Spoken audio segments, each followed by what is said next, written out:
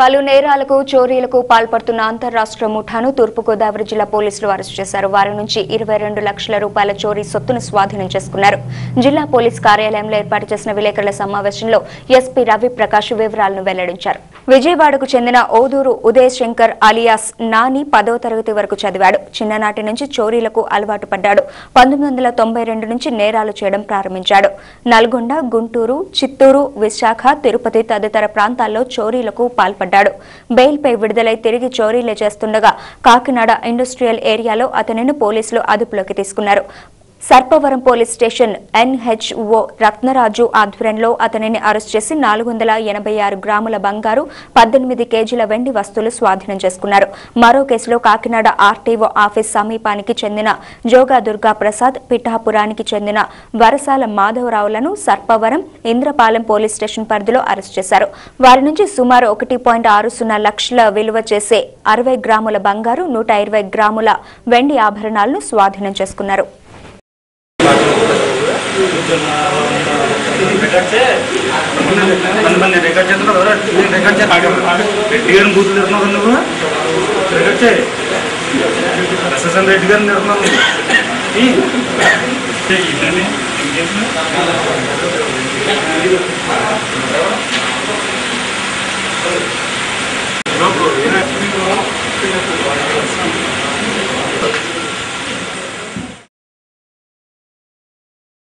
పట్టణంలో గత చాలా రోజులుగా హౌస్ బ్రేకింగ్స్ జరుగుతున్నవి.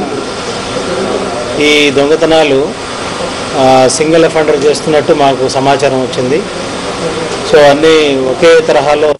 దీని మీద ఇన్ఫర్మేషన్ సర్పవరం ఎస్హెచ్ఓ వారి team, DSP Kakinada town Vijayabhaskar Reddy వాళ్ళ ఆధ్వర్యంలో ఈ టీంని ఫామ్ చేయడం జరిగింది.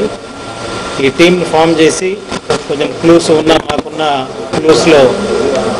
క్లూస్తో మేము ఇన్ఫర్మేషన్ తీసుకురావడంది.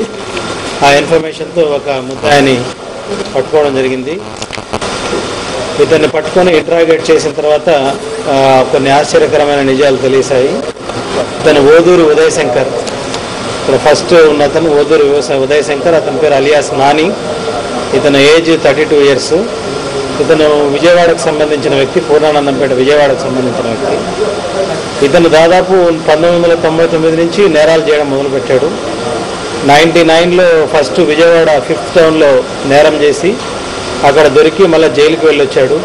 దాని తర్వాత గుంటూరు బెయిల్ నుంచి వచ్చిన తర్వాత గుంటూరు జిల్లా నరసరావుపేట, దాని తర్వాత అనంతపూర్ డిస్ట్రిక్ట్ గుంటకల్, తర్వాత ఏలూరు, ఇట్లా డిఫరెంట్ ఏరియాస్ అంతే మారుస్తూ అతను అఫెన్సులు చేయడం జరిగింది. ఇతను ఇంట్రాగేట్ చేసిన తర్వాత ఇతను దాదాపు 14 కేసులు మొత్తం దీంట్లో ముద్దాయిగా తేలాడు, అక్యూజ్డ్గా. ఇతను 14 కేసులు చేసినట్టు ఒప్పుకున్నాడు. అందులో భాగంగానే అతని దగ్గర 2 కేసులు శ్రీకాకుళం జిల్లాయి, 1 కేసు రాజమండ్రి అర్బన్ జిల్లాది ఉన్నాయి. మిగతా కేసులన్నీ మన కాకినాడలోనే మొత్తం అన్ని ఏరియాలోనే ఇతను నేరాలు చేయడం జరిగింది.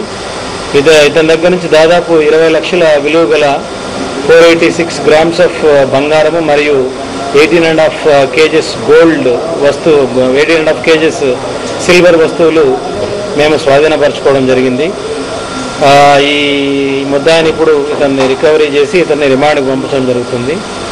సో ఈ వర్క్ మొత్తం సిబ్బంది ఈ వర్క్లో చాలామంది పాల్గొన్నారు. దీంట్లో crime party ASI Suryanarayana, HC Suribabu, Satyababu, అలానే రమేష్ ఉన్నారు. వీళ్ళందరినీ నేను అభినందిస్తున్నాను. అలానే వీరు మంచి వర్క్ చేసిన దానికి వారికి రివార్డులు కూడా ఇస్తాను నేను. ఇంకో అఫెండర్ జోగ దుర్గా ప్రసాద్ అని ఉన్నాడు, సెంటర్ అతను.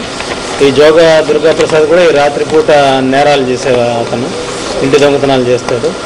ఇతన్ని కూడా అరెస్ట్ చేసి ఈ 3 కేసుల్లో అతన్ని అరెస్ట్ చేయడం జరిగింది.